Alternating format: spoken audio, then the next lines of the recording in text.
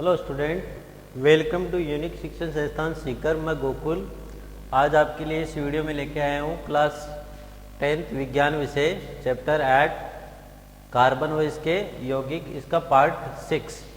Part 5 में हमने पढ़ा था कि एल्केन का नामकरण यानी आईयूपीएसी पद्धति में कार्बनिक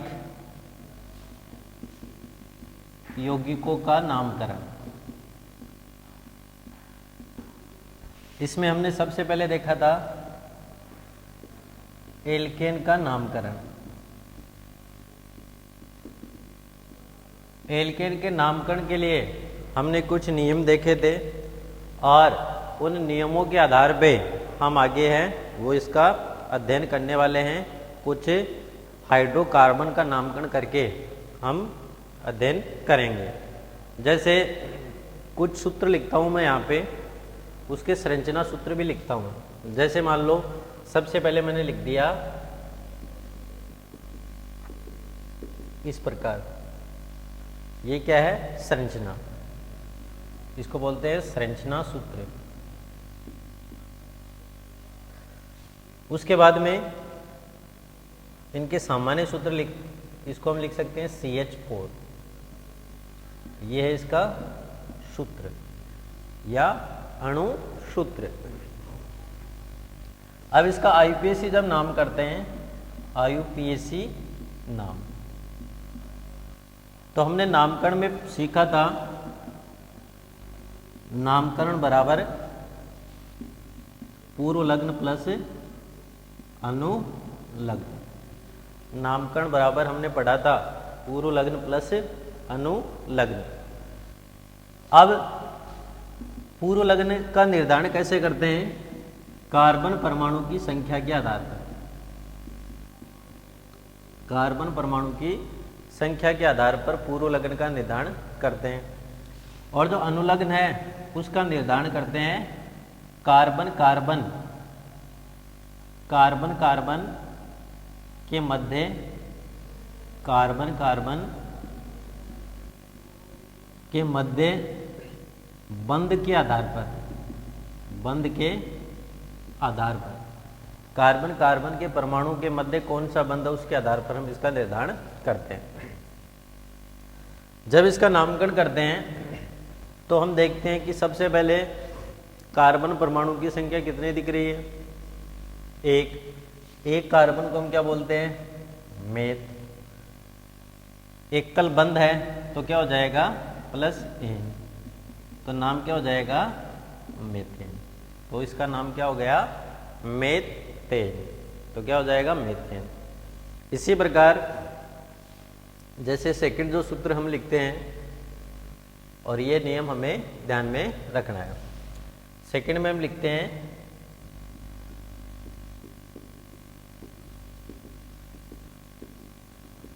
ये। अब सबसे पहले वही लिखते हैं कि भाई कार्बन परमाणु की संख्या कितनी है? 2 कार्बन। तो इसमें देखो कार्बन 1 और 2, तो 2 कार्बन को क्या बोलते हैं? एथ। क्या कहते हैं? एथ। बीच में है एकल बंध, तो एकल बंध है तो हम क्या लगाते हैं? एन। तो इसका नाम क्या हो जाएगा? एथेन। क्या हो जाएगा? एथेन। तो इसका नामकरण हो जाएगा एथेन। तो एथ प्लस एन क्या हो जाएगा? एथेन। इसी प्रकार अब यदि इसको हम सूत्र लिखें तो क्या हो जाएगा? C2H6।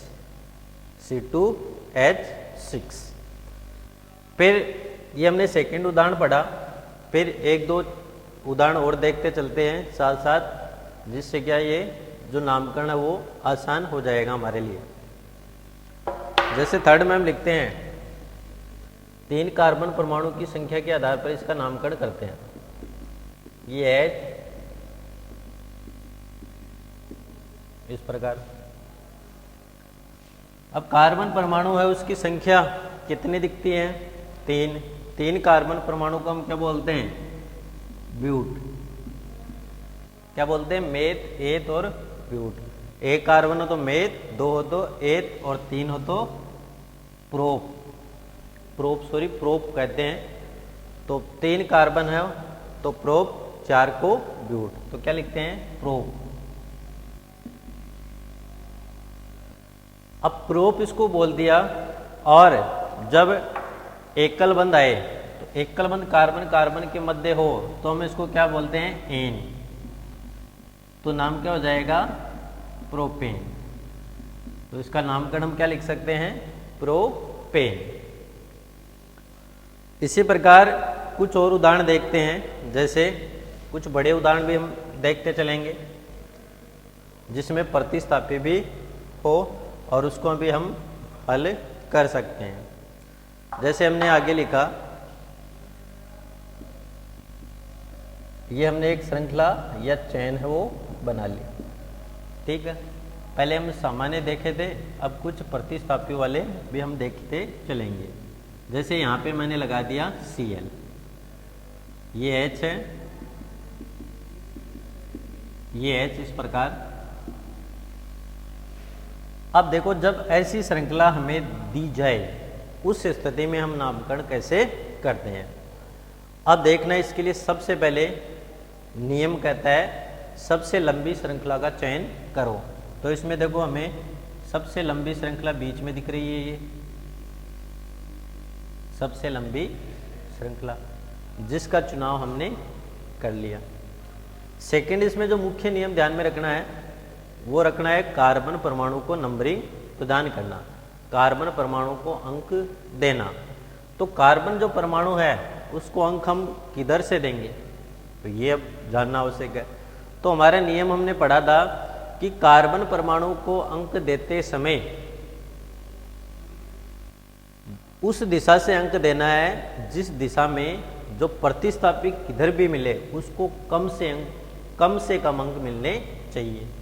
अब इसमें देखो श्रृंखला से बाहर है समूह, आपको पता है क्या कहलाते हैं प्रतिस्थापी। तो यहाँ पे प्रतिस्थापी है Cl, और Cl जब प्रतिस्थापी है तो उसको हम क्या लिखते हैं क्लोरो। तो हमने कार्बन को नंबर देना स्टार्ट किया, किस दिशा से प्रतिस्थापी को कम अंक मिले, तो इधर से देंगे तो देखो प्रतिस्थापी 3 नंबर पे आएगा, और इधर से देंगे तो प्रतिस्थापी को कितने अंक मिलेंगे 2। तो हम 1, 2, 3 और 4 ये हमने क्या दे दिए प्रतिस्थापी को अंक दे दिए। अब नामकरण करना है, तो नामकरण जब भी किया जाता है तो सबसे पहले किसका नामकरण करते हैं प्रतिस्थापी का नामकरण करते हैं। तो प्रतिस्थापी यहाँ पे क्या है क्लोरो, तो क्या है क्लोरो।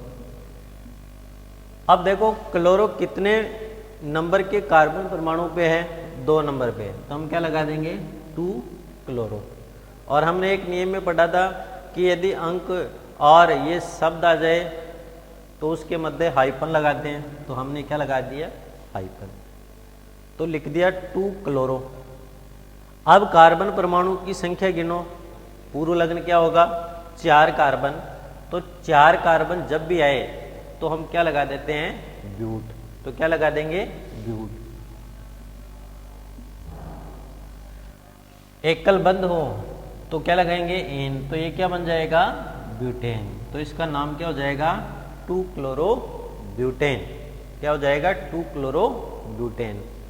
अब इसी प्रकार हम आगे कुछ और सूत्र है उसके बारे में इसके नामकरण करते चलते हैं। जैसे हमने इस प्रकार लिख लिया, ये H और हमने यहाँ पे ये Cl और ये Cl इधर H लिख दिया और ये H लिख दिया इस प्रकार, ठीक है। अब इसका करते हैं नामकरण। तो नामकरण के लिए हमने वही देखा था सबसे लंबी श्रृंखला का चयन इस प्रकार किया। उसके बाद में श्रृंखला से बाहर आए समूह हाइड्रोजन के अलावा जो भी समूह बाहर दिखे वो क्या कहलाएगा प्रतिस्थापी कहलाएगा। अब हमने प्रतिस्थापी उसको चयन कर लिया, फिर कार्बन को नंबर देने हैं। नंबर किस दिशा से देंगे जिस दिशा से प्रतिस्थापी को कम से कम अंक मिले। अब देखो प्रतिस्थापी इस कार्बन पे है तो हम कार्बन को अंक इधर से देने वाले हैं, तो हमने कार्बन को क्या दिए अंक दे दिए। अब अंक देते फिर क्या करते हैं, इसका नामकरण करते हैं। नामकरण के लिए हम क्या करते हैं, सबसे पहले प्रतिस्थापी का नामकरण करते हैं। तो प्रतिस्थापी यहाँ पे क्या है, Cl। तो नामकरण करने से पहले अब प्रतिस्थापी क्या है, क्लोरो। तो क्लोरो के लिए क्या लिखेंगे, 1 1। तो यदि समान प्रतिस्थापी एक ही कार्बन पे हो, 2 हो तो डाई, 3 हो तो ट्राई लिखते हैं, आपको नियम में पढ़ा था। अब इसमें एक कार्बन पे क्लोरो प्रतिस्थापी है 2 बार, तो हम क्या लिख देंगे, 1 1 डाई क्लोरो। तो क्या हो जाएगा, 1 1 डाई क्लोरो। कार्बन कितने हैं, 3 कार्बन को हम क्या बोलते हैं, एक को तो मेथ, 2 को एथ, 3 को प्रोप। तो हम क्या लिख देंगे, 1 1 डाई क्लोरो प्रोपेन। प्रोपेन क्यों बोला, क्योंकि कार्बन कार्बन के मध्य क्या है, एकल बंध है। तो इस प्रकार जब समान प्रतिस्थापी एक ही कार्बन पर जुड़े हो तो हम इसको इस प्रकार से नामकरण के तौर पे लिख सकते हैं। तो इसका नाम क्या हो जाएगा, 1 1 डाई क्लोरो प्रोपेन। अब कुछ 1-2 उदाहरण और देख सकते हैं जिसमें सभी नियम धीरे धीरे लागू होते चलेंगे। अब जैसे ये हमने लिख दिया, इधर हमने क्या लगा दिया, Cl, इधर क्या लगा दिया, Br। ये हमने एक संरचना सूत्र तैयार कर लिया। अब हम इसका नामकरण लिखते हैं। तो नामकरण में जो पहला नियम हमारा लागू होता है वो क्या होता है कि जो कार्बन कार्बन परमाणु है, अब इनकी संख्या को गिनना है। तो सबसे पहले हम श्रृंखला का चयन करेंगे। श्रृंखला हमने चुन ली। श्रृंखला से बाहर रहे समूह क्या कहलाते हैं, प्रतिस्थापी कहलाते हैं। तो हमने प्रतिस्थापी उसको भी ऐसे दर्शा दिया कि ये भाई प्रतिस्थापी हमारे पास उपस्थित है। अब हम करते हैं इसका नामकरण।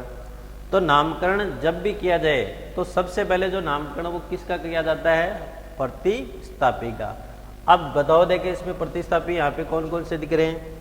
एक तो Cl दिख रहा है जिसको हम क्लोरो कहते हैं, एक Br दिख रहा है जिसको हम क्या बोलते हैं, ब्रोमो कहते हैं। नंबर देने हैं, तो नंबर किधर से देंगे बताओ, नंबर उस दिशा से देने हैं जिधर से प्रतिस्थापी को कम से कम मिलने चाहिए। अब भाई दिक्कत आ रही है हमारे कि भाई इधर से देंगे तो भी इसको 1 मिल रहे हैं, इधर से देंगे तो भी इसको 1 अंक मिल रहे हैं। अब दोनों साइड में 1-1 अंक मिल रहे हैं, करें क्या।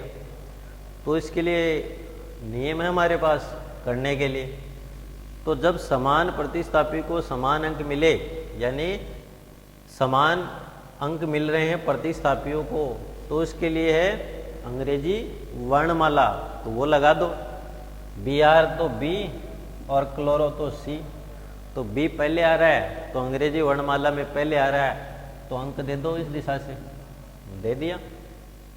अब दे दिया तो इसका नामकरण कर दो, क्या दिक्कत है इसमें करने में। तो देखो नामकरण करते हैं तो सबसे पहले नियम कहता है कि भाई प्रतिस्थापी उसका नामकरण पहले करो। तो प्रतिस्थापी यहाँ पे एक तो Br और एक क्या है, Cl। अब इसका नामकरण करते हैं तो जो Br है उसका पहले करेंगे। तो देखो एक नंबर पे क्या जुड़ रखा है, Br, तो हम क्या लिख देंगे, 1 ब्रोमो, 1 ब्रोमो लिख दिया। उसके बाद में 3 क्लोरो, 3 क्लोरो, 1 ब्रोमो 3 क्लोरो। अब लिखते चले गए, प्रतिस्थापी का नामकरण हो गया। फिर आ जाओ पूर्व लग्न। कार्बन परमाणु गिणों कितने हैं, 3 है। 3 कार्बन को क्या बोलते हैं, एक के लिए बताया था मेथ, 2 के लिए 1, 3 के लिए प्रोप।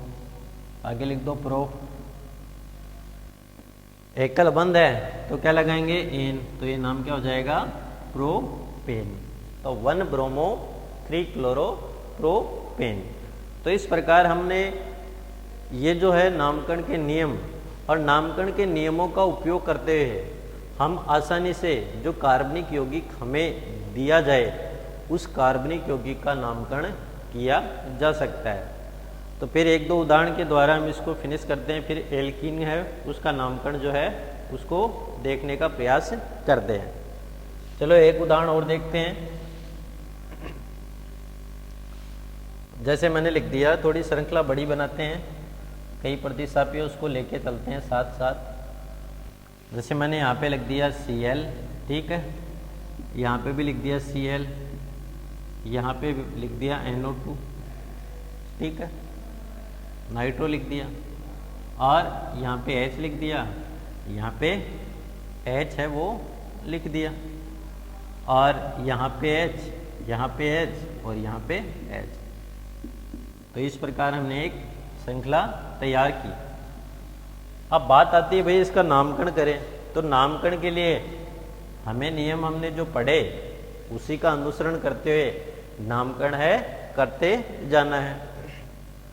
तो सबसे पहले जो नियम इसमें लागू होगा वो होगा श्रृंखला का चयन करना।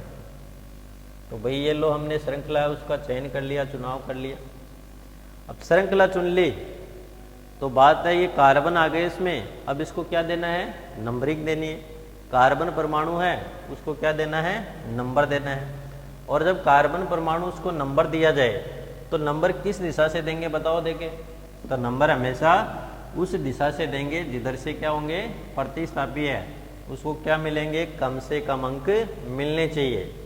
अब देखो बात आई कि भाई एक नंबर से इधर प्रतिस्थापी आ रहा है, इधर से 2 आ रहा है, तो भाई दे दो अंक। इस प्रकार हमने अंक दे दिए। अब अंक दे दिए तो अब नामकरण करो। तो नामकरण जब भी करो तो सबसे पहले प्रतिस्थापियों का नामकरण किया जाता है। अब प्रतिस्थापी कौन कौन से दिख रहे हैं, इधर क्लोरो दिख रहा है और इधर नाइट्रो दिख रहा है। अब 1 से स्टार्ट कर लो या 3 से स्टार्ट बोलो, कहाँ से होगा, 1 से। तो 1 नंबर पे क्या जुड़ रखा है, नाइट्रो। तो चलो तो क्या हो जाएगा, 1 नाइट्रो, 1 नाइट्रो, कोमा। तो इस प्रतिस्थापी को हमने नामकरण के रूप में लिख दिया। अब बच गए ये प्रतिस्थापी, अब उसका नामकरण करना है। तो उसके नामकरण के लिए बताओ क्या करें। तो इसके लिए नामकरण के लिए हम लिखेंगे 2,2 डाइक्लोरो, 2,2 डाइक्लोरो। और जब 4 कार्बन जब भी जुड़े तो हम क्या लिख सकते हैं, सॉरी ये 3 पे है तो हम इसको क्या लिखेंगे, 3,3 डाइक्लोरो, क्योंकि 3 नंबर कार्बन पे क्या है, क्लोरो। तो लिख दिया 1 नाइट्रो, 1 नाइट्रो, 3,3 डाइक्लोरो। और 4 कार्बन है उसको हम क्या लिखते हैं, ब्यूट। क्या लिखते हैं, ब्यूट, ब्यूट। और एकल बंध है तो क्या हो जाएगा, ब्यूटेन। तो इसका नामकरण क्या हो जाएगा, 1 नाइट्रो 3,3 डाइक्लोरो ब्यूटेन।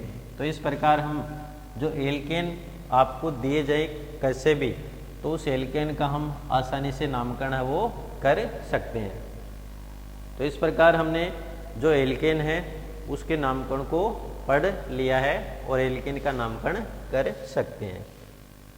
अब हम जो सेकंड हमारा टॉपिक आएगा वो आएगा एल्कीन का नामकरण। तो एल्कीन का नामकरण उसके लिए कौन कौन से नियम है वो देखते चलते हैं। तो अगला हमारा टॉपिक है एल्कीन का नामकरण। तो एल्कीन का नामकरण करने से पूर्व है हमें क्या करना है, इनकी वही 3-4 बातें ध्यान में रखनी है। सबसे पहले एल्कीन क्या होते हैं, असंतृप्त हाइड्रोकार्बन होते हैं। असंतृप्त हाइड्रोकार्बन, एल्कीन क्या होते हैं, असंतृप्त हाइड्रोकार्बन होते हैं। दूसरी बात आपको ध्यान रखनी है, जब भी कोई एल्कीन आए तो एल्कीन में कार्बन कार्बन के मध्य द्विबंध होता है। एल्किन में कार्बन कार्बन के मध्य द्विबंध उपस्थित होता है। थर्ड इसमें जो आपको ध्यान रखनी है वो आपको ये ध्यान रखनी है कि जो एल्किन है, एल्किन को ब्रोमीन जल से क्रिया करवाने पर, एल्किन को ब्रोमीन जल से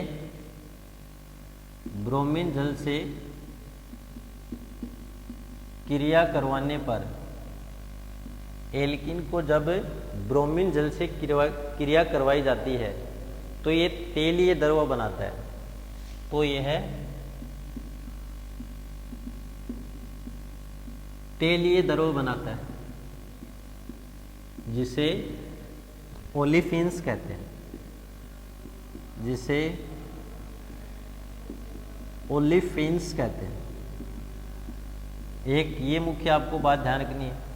तो पहले असंतृप्त हाइड्रोकार्बन होते हैं, कार्बन कार्बन परमाणु के मध्य क्या पाया जाता है, द्विबंध है वो उपस्थित होता है। उसके बाद में आपको इसमें ध्यान रखनी है सामान्य सूत्र, इनका सामान्य सूत्र क्या होता है, CnH2n। तो एल्कीन होता है उसका सामान्य सूत्र क्या होता है, CnH2n। और एक बात इसमें आपको ध्यान रखनी है, जब एल्कीन का नामकरण किया जाता है तो अनुलग्न के रूप में क्या लगाते हैं, ENE, ईन लगाया जाता है, ईन लगाया जाता है। यानी जब इनका नामकरण करते हैं किनका, एल्कीन का, तो अनुलग्न के रूप में क्या लगाया जाता है, ईन लगाया जाता है। और एक बात इसमें आपको ध्यान रखनी है कि जो एल्कीन होती है, जो नेक्स्ट इसमें आपको ध्यान रखना है, एल्कीन में कम से कम 2 परमाणु होते हैं। एल्कीन में कम से कम कितने परमाणु होंगे, 2। यानी 2 परमाणु की जो एल्कीन होगी वो कम से कम बनेगी। जैसे तो एल्कीन में कार्बन कार्बन परमाणु के मध्य द्विबंध होता है, तो 2 कार्बन परमाणु वाली एल्कीन होगी, वो ही इसमें कम से कम परमाणु कितने हो सकते हैं, 2 परमाणु हो सकते हैं। तो इस प्रकार हमने जो एल्कीन है उसके नामकरण से पहले इसके प्रमुख गुण पढ़े हैं कि एल्कीन असंतृप्त हाइड्रोकार्बन होते हैं, इनमें कार्बन कार्बन परमाणु के मध्य द्विबंध पाया जाता है। एल्कीन ब्रोमीन जल से क्रिया करके तेलीय द्रव बनाता है। इस तेलीय द्रव को हम क्या बोलते हैं, एलिफिन्स कहते हैं। इनका सामान्य सूत्र CnH2n होता है। अनुलग्न के रूप में ईन लगाया जाता है। एल्कीन में कम से कम कितने परमाणु होंगे, 2 परमाणु होते हैं। अब देखो इस सूत्र के बारे में हम चर्चा कर लेते हैं, CnH2n। अब n यहाँ पे क्या है, कार्बन परमाणु की संख्या, n है कार्बन परमाणु की संख्या। तो कार्बन परमाणु की संख्या क्या है, n। तो इधर हम देखो कम से कम हमने बताया कि भाई 2 कार्बन होने चाहिए, तो n बराबर यदि 2 हो तो इसका सूत्र क्या हो जाएगा, C2H2 × 2। तो सूत्र क्या हो जाएगा, C2H4। इसी प्रकार यदि कार्बन परमाणु की संख्या n बराबर क्या हो, 3 हो, तो 3 के लिए हम क्या करते हैं, Cn की जगह क्या लिख दिया, 3, H2 × 3। तो इसका सूत्र क्या हो जाएगा, C3H6। तो इस प्रकार हम सूत्र के सहायता से जो एल्कीन है उसका जो सूत्र है वो आसानी से लिख सकते हैं। तो इस प्रकार आज की वीडियो में हमने जो पढ़ा है वो एल्केन है, उनके सूत्र है, उसका नामकरण कैसे करते हैं। उसके बाद हमने पढ़ा एल्कीन के नामकरण से संबंधित इनके मुख्य जो विशेषताएं होती है वो हमने देखा। और इनका जो सामान्य सूत्र होता है एल्कीन का, उस सूत्र से यानी सामान्य सूत्र से हम उसकी संरचना सूत्र है वो किस प्रकार लिख सकते हैं।